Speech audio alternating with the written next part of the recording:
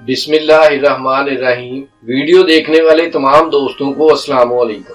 Friends, برف یا سردی میں جم کر مرنا سب سے زیادہ اذیت ناک موت ہے، کیونکہ اس طرح انسان ایک دم نہیں مرتا بلکہ اس کی موت آہستہ آہستہ ہوتی ہے۔ آج کی ویڈیو میں آپ ایسے لوگ دیکھیں گے جو سردی میں کسی لاش کی طرح فریز ہونے کے باوجود زندہ بچ گئے، مگر اس سے پہلے سبسکرائب کے بٹن کو ضرور پریس کر دیں، سب سے پہلے انفارمیٹو ویڈیو دیکھنے کے لیے۔ نمبر 1، جین ہیلارڈ۔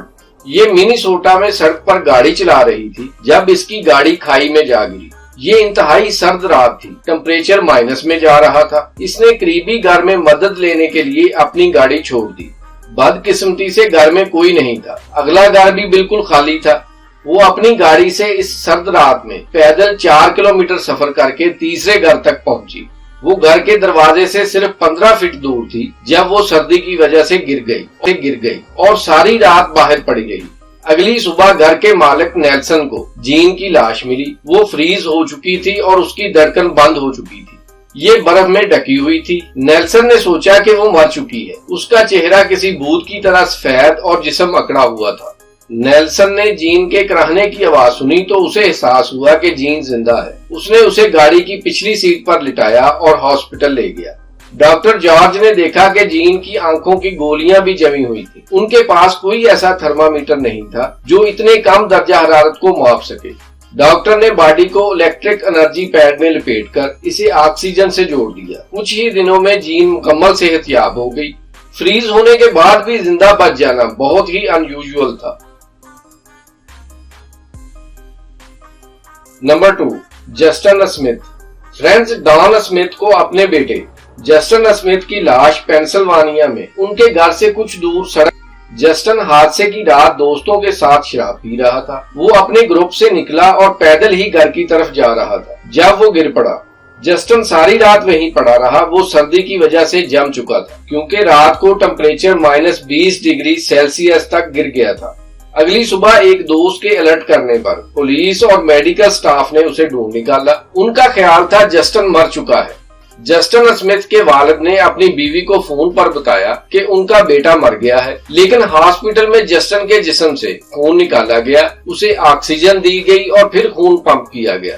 جسٹن 15 دن کوما میں رہنے کے بعد زندہ بچ گیا، لیکن شدید سردی میں رہنے کی وجہ سے اس کی کچھ انگلیاں کاٹنی پڑی۔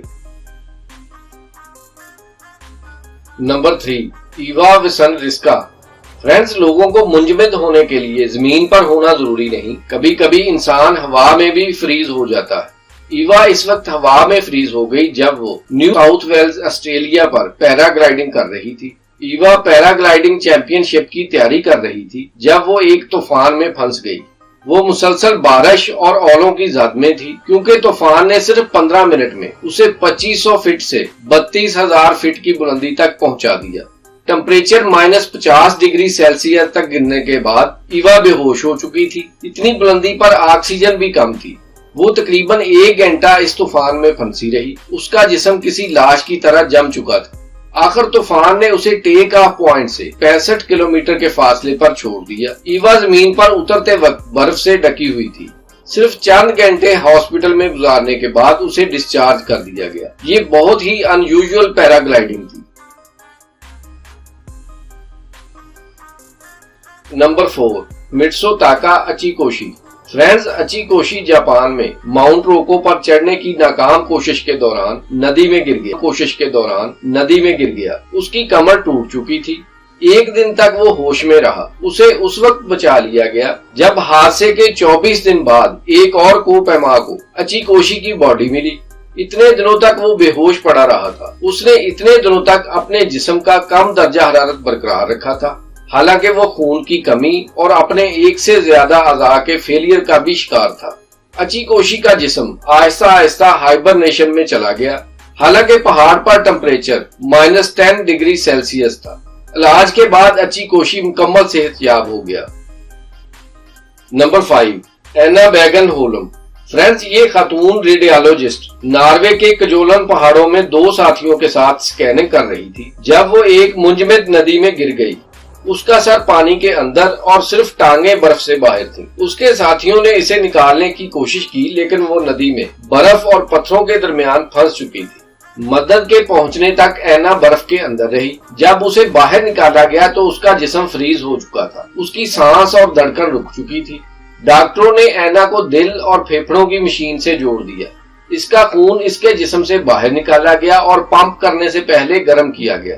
ये अमल उस वक्त तक जारी रहा जब अगले दिन उसका दिल धड़कना शुरू हो गया। वो हादसे के 12 दिन बाद कोमा से बाहर आई।